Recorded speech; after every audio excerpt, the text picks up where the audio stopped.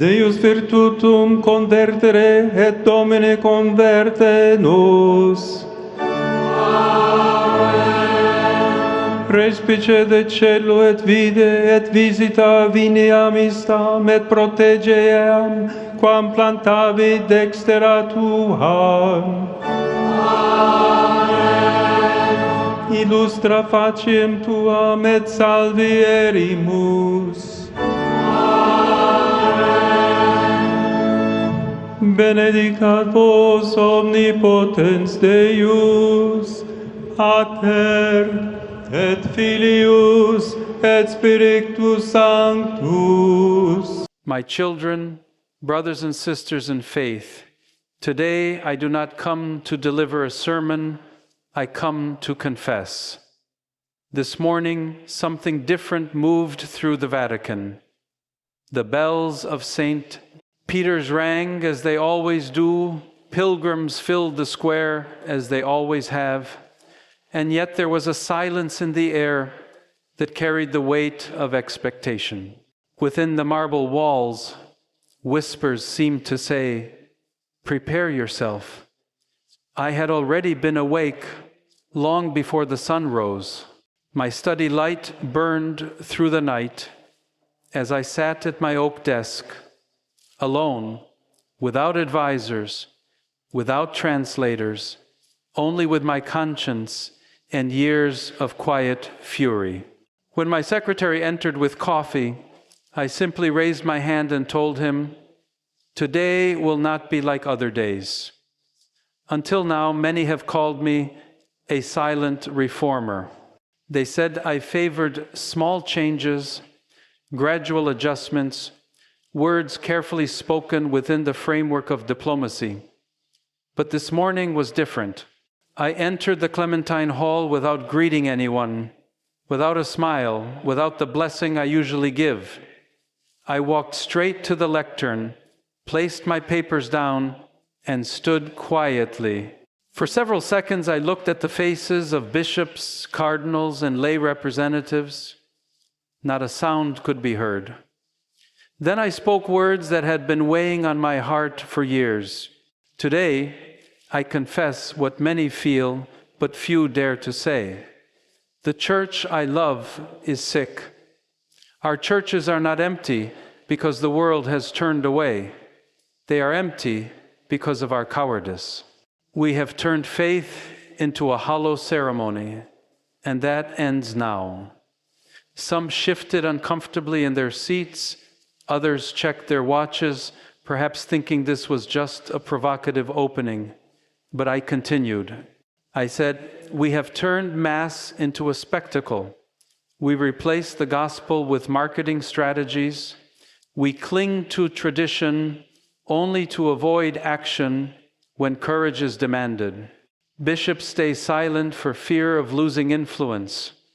Priests withhold the truth for fear of offending. And all the while, the people of God starve. They are hungry for truth, for courage, for shepherds who care, not officials who manage. In the name of unity, we tolerate lukewarmness. In the name of respect, we excuse corruption. In the name of mercy, we stay silent in the face of sin. But mercy without truth is a lie, and silence in the face of evil is complicity." I spoke calmly, but not with my own calm, rather with the voice of a father who sees his house in flames and knows he can no longer protect it with silence. Then I held up a small document and read it word for word. I, Leo XIV, successor of Peter, declare that from this day forward, every diocese in the world will be audited. Accounts will be public. Episcopal decisions will be subject to review by the faithful. And any bishop who covers up abuse will be removed immediately, without exception and without privilege. The weight of those words fell heavy across the room. An archbishop tried to interrupt, but my gaze silenced him. A cardinal, known for his ambitions, rose and left, his anger obvious. Still, I pressed forward. The Vatican will not serve power, but truth. It will not remain a palace. It will become a battlefield, not against people, but against pride, greed, and indifference. One journalist wrote later that day, "The Pope has just declared war on the Vatican from within its very heart." Within minutes, news raced across the world faster than the Swiss Guard could comprehend. Social media collapsed under the weight of the story. Outside the gates, journalists swarmed.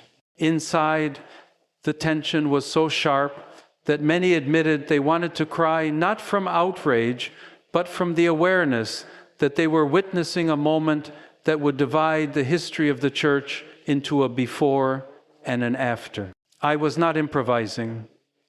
Every word had been measured, every line intentional, every sentence a break with the past. We are called to guard eternal truth, not bend it to fit headlines. I would no longer ask permission to speak with clarity, because Christ never asked permission to love or to overturn the tables in the temple. Today, I overturned those tables too. Some applauded weakly, others lowered their eyes, and many froze in their seats. When I finished, I said only this: pray for me, but even more, pray for yourselves. For what is coming will not be easy, but it will be necessary. Without bowing, without waiting for applause, I stepped down and left through a side door. The hall remained silent. Even the cardinal in charge of closing the ceremony was at a loss for words. Hours later, St. Peter's Square was transformed. No longer was it a place of quiet contemplation. It became a storm of cameras, reporters, pilgrims, prayers, and arguments. Some cried, others shouted, many simply stared at the basilica, wondering whether they were witnessing the dawn of renewal or the shadow of schism. Inside the Vatican, emergency meetings multiplied, phones rang endlessly, encrypted messages were exchanged in haste, and I, alone in my residence, spoke no more. Yet the whole world had already begun to speak for me. Cardinal Reinhard Schult, a veteran of the Curia, was one of the first voices to emerge. In a leaked interview, he remarked, "His Holiness has chosen confrontation. I ask him to respect the structures that have sustained the faith for centuries." A Mexican bishop, trying to soften the moment, added, "It is understandable that the Holy Father seeks purification, but surgery without anesthesia can kill the patient." Yet, not everyone spoke in tones of caution. In Colombia, a woman with tears streaming down her face whispered, "At last, someone dares to tell us the truth. I am tired of empty sermons." In Germany, youth organized a vigil online under the slogan, "With Leo until the end." In the United States, conservative outlets demanded my resignation, while others responded with cynicism, asking whether bold words would be followed by real action. That evening, I decided to write on my personal account. My message was simple: I am not seeking war. I am seeking the truth. Whoever is at peace with conscience has nothing to fear. Questions multiplied rapidly. What would I do next? Would I change the catechism? Would I excommunicate? Was I acting alone? The halls of the Vatican filled with rumors, admiration from some, panic from others, suspicion from many. A senior member of the Secretariat of State admitted with a trembling voice, "We are witnessing something that has not happened in centuries. The Pope has spoken like a prophet." 2 days later, I wrote a letter addressed to all the faithful of the world. I had not planned to publish it, but one Italian journalist received it through an anonymous hand, and soon it spread. I wrote in that letter, "I have waited too long. I have prayed in silence for years, but silence has become complicity. I am more wounded by the comfortable applause of those who benefit from the system than by the honest rejection of those who have been hurt by it. If my voice trembles, it is not from fear, but from the burden of truths still unsaid. I promise to review Vatican financial investments, to dismantle hierarchical privileges, to create channels of consultation for the laity, to reform priestly formation with humility at its center, and to examine the criteria for sainthood and canonization. If this costs me my office, I will accept it. But if I remain silent, it will cost me my soul." The letter deepened divisions. A movement emerged, those called Leonists, bishops, priests, religious, and lay people, who saw in me a new Francis of Assisi, speaking of authentic reform, courage, and spiritual cleansing. Opposing them stood the custodians of tradition, who accused me of populism, betrayal, and of endangering the unity of the Church. This division cut across every line: age, geography, role. There were 70-year-old Leonists in Rome and 25-year-old custodians in Brazil. Nuns argued among themselves.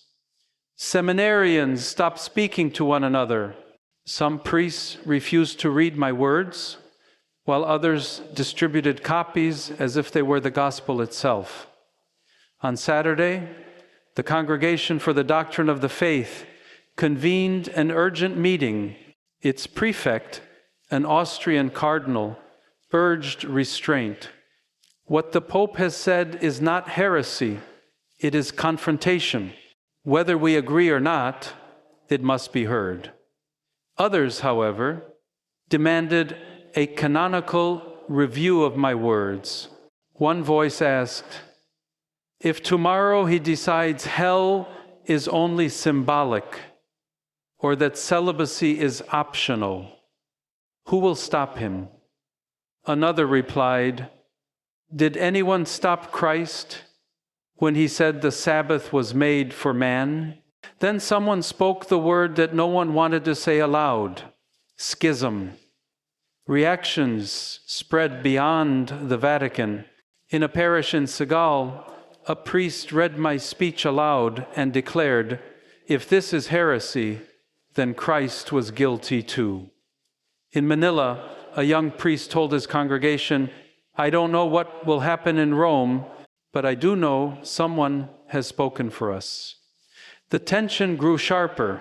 Cardinal Girolamo of Milan argued, "This is not leadership, this is a personal crusade." But Cardinal Matias dos Santos of Brazil responded, "Since when does truth need a majority vote? The Pope has done what many feared to do: look corruption in the face and say enough." By Sunday, I released a new document titled Ecclesia Purgata, The Way of the Redeemed Church. It was translated into 38 languages and sent to every diocese. It contained decrees that were direct and non-negotiable, mandatory financial audits, a global lay council to issue public observations, open review of episcopal nominations, automatic dismissal of any bishop covering abuse, priestly formation focused on service, and pastoral mission placed above political calculation. I concluded the text by saying, "I prefer a smaller, poorer, and more honest church than a larger, one quietly rotting from within." The responses came swiftly. In Nigeria, thousands marched with banners that read, "Thank you, Pope Leo." In Argentina, the Archbishop of Córdoba offered his diocese as a pilot for the reforms. Yet in Germany, Voices called for administrative separation from Rome. In the United States, some bishops refused even to read the document, while in Italy, young priests distributed it like blessed bread. That night, a call was made to a cardinal in Florence, proposing that I be declared mentally unfit. Alone in my residence at Santa Marta, I read these reports and simply whispered to myself, I did not come to be popular. I came to obey God. The following day, I began writing something new. It was not meant for the Vatican, nor for the bishops, nor for the established hierarchy. It was directed to the silent Catholic who had stopped attending, to the disenchanted believer who felt abandoned, to the atheist scarred by our hypocrisy, to the forgotten woman, and to the young person who could no longer find God in our temples. I called it The Last Call. In it, I wrote, "We have dressed the church in silk and marble, but Christ was stripped bare upon a wooden cross. We obsess over ritual, yet we neglect the leper. We proclaim family, but close the door to those who do not fit our molds. We sing of the Spirit, but suffocated beneath bureaucracy." This is the last call, not for destruction, but for a return to the roots, to a faith without embellishment, to the cross without applause. If you remain silent, you remain complicit. If you speak, prepare for fire. I read these words aloud during a live broadcast from the Apostolic Library. No ornate vestments, no ceremony, only an open Bible beside me. My face was calm, though weary, but my voice was firm. I declared, there is no turning back. The Church now faces its greatest decision in centuries, to remain a comfortable institution or to become a living body of radical witness. The broadcast reached more than 23 million people within 17 minutes, translated instantly into 32 languages, and replicated across every platform. Looking into the camera, I added, "If you remove me for this, so be it. If you crucify me, I will not be the first. But if I remain silent, I will become one of you, and that is not why I was called." Then I stood and left the room.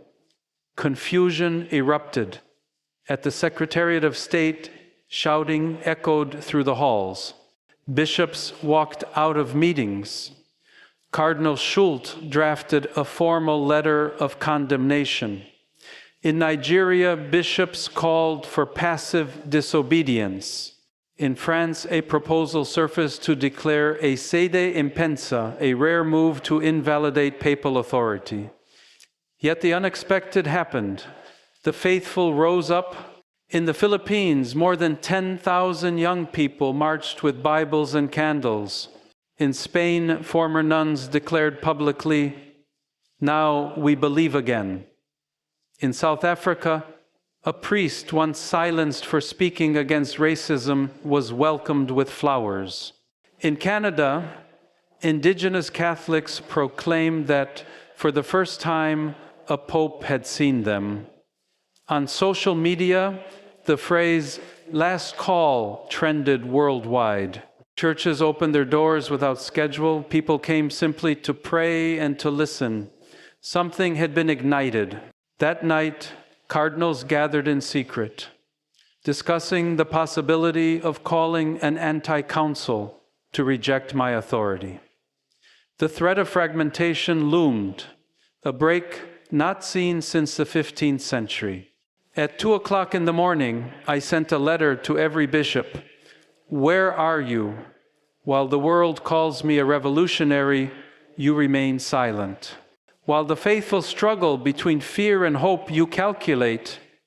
Are you with me, with the people, with the cross? I do not need your loyalty, I need your truth. This is the moment history will remember you not for your theology, but for your courage. Choose today, not tomorrow. Out of 5,300 bishops worldwide, only 47 responded publicly within 24 hours. Archbishop Javier Fernandez de Mendoza sent a video message. Holy Father, I am with you, not in everything you say, but in your pain, because I too am tired of pretending. His message was shared more than 12 million times. Cardinal Joseph Terni of Naples retorted sharply, "The Pope has become a judge who thinks he knows better than tradition." Yet from Vietnam, underground Bishop Maria Sien declared, "For the first time, I feel that Rome listens to us." The impact extended beyond the Church. The Dalai Lama remarked, "When a leader sacrifices himself for truth, he stands closer to the Buddha." An atheist actress confessed, "What this man says makes me cry." A former African president stated, "I wish our politicians had even a fraction of his courage." But not all reactions were kind. In Russia, the Orthodox Church accused me of populism. In the United States, conservative commentators spoke of the end of the papacy itself. Then, on Friday, Pope Emeritus Francis broke his long silence. His words were measured. When one speaks from wounds, one is not always right, but often one is the only one saying what everyone needs to hear. Many saw it as a quiet endorsement. That night I published a 487-page report on abuse, neglect, and cover-ups spanning the past 4 decades. The cover bore only one word: forgiveness.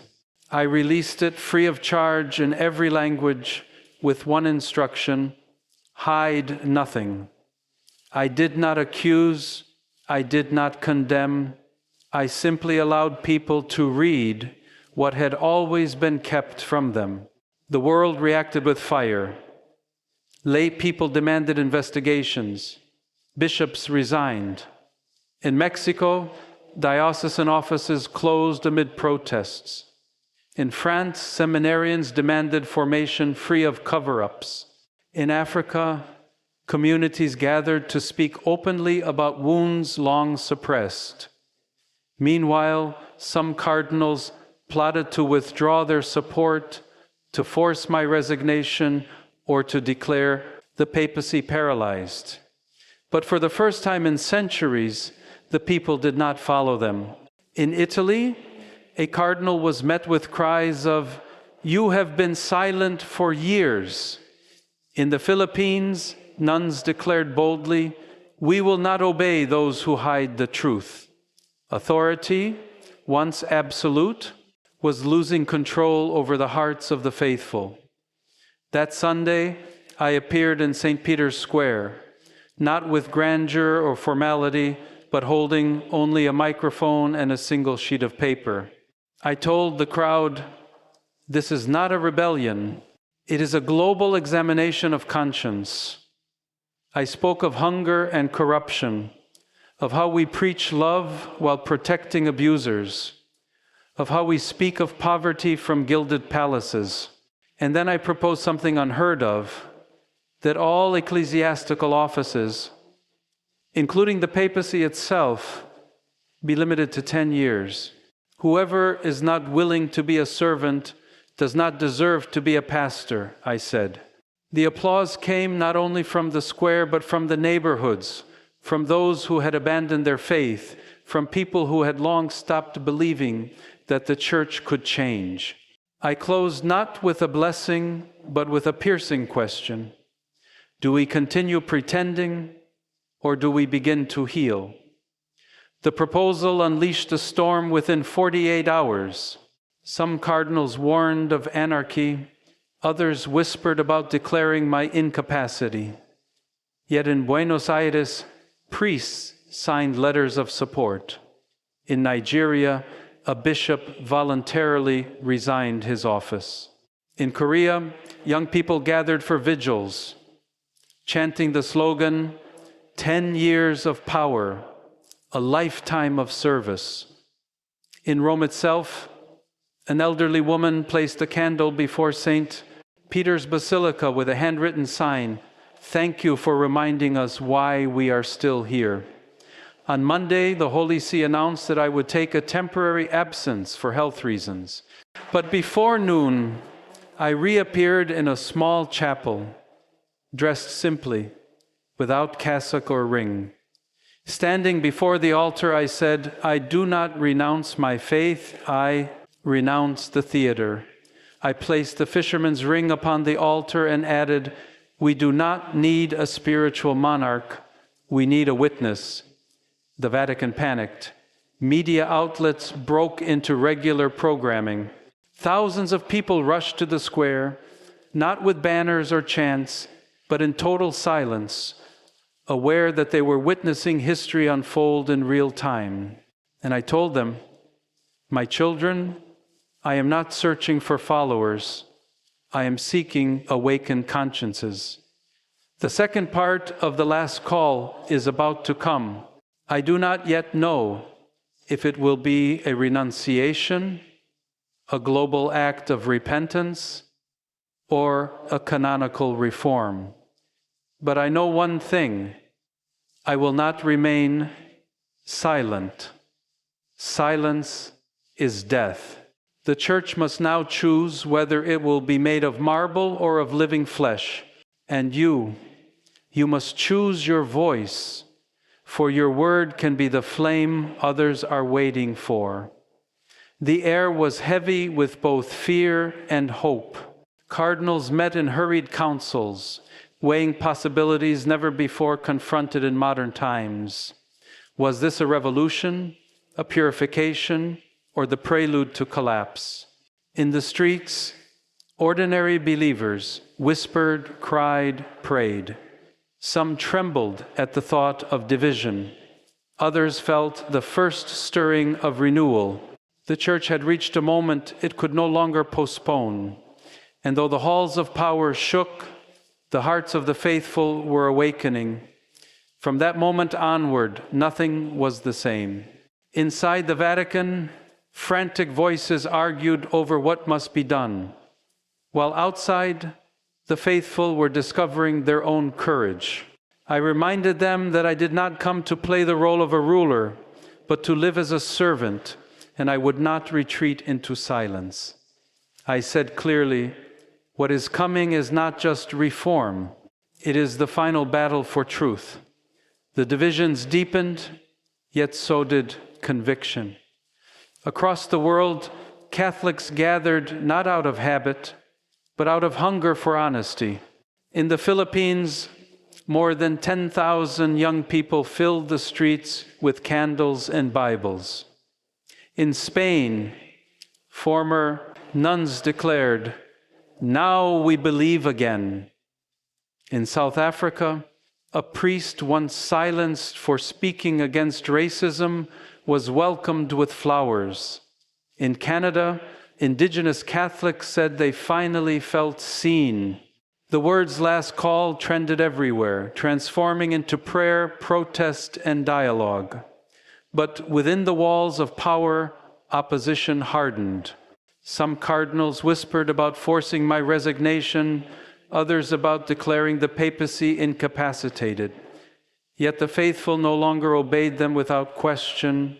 In Italy, crowds shouted at a cardinal, "You were silent for years." In the Philippines, nuns declared openly, "We will not obey those who hide the truth." For the first time in centuries, control of hearts was no longer in the hands of institutions, but with the people themselves. Then I published a nearly 500-page report on abuse, neglect, and cover-ups, stretching across 4 decades. On its cover, a single word appeared: forgiveness. Released free in every language, it carried no accusations, no condemnations, only the demand that nothing be hidden any longer. The impact was immediate. Lay people demanded accountability. Bishops resigned. Seminarians called for new models of formation. Communities gathered to face their wounds openly. Authority shook, but consciences stirred. One Sunday, I returned to St. Peter's Square, this time not to bless, but to challenge. I announced that no office, not even the papacy, should last more than 10 years. Whoever will not serve does not deserve to lead, I told them. The applause came not only from the square, but from villages, neighborhoods, and those who had abandoned faith long ago.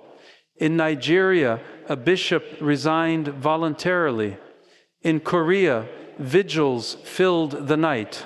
In Rome, an elderly woman placed a candle before the basilica with a sign that read, "Thank you for reminding us why we are still here." When the Holy See claimed my temporary absence for health, I appeared hours later in a chapel without cassock or ring. Placing the fisherman's ring on the altar, I declared, "I do not renounce my faith. I renounce the theater." The Church does not need a monarch. It needs a witness. Thousands gathered in silence, realizing they were not just watching history, they were part of it. I ended with words that carried the weight of centuries. My children, I am not asking for followers. I am calling for consciences that are awake. This is the second part of the last call. I do not know yet if it will mean renunciation, global repentance, or canonical reform. But I know one thing: I will not remain silent. The Church must choose, will it remain a monument of marble, or will it rise again as living flesh? And you, my brothers and sisters, must choose your voice, for your word may be the flame the world awaits. May the Spirit guide us, because what is coming is more than reform. It is the final battle for the truth.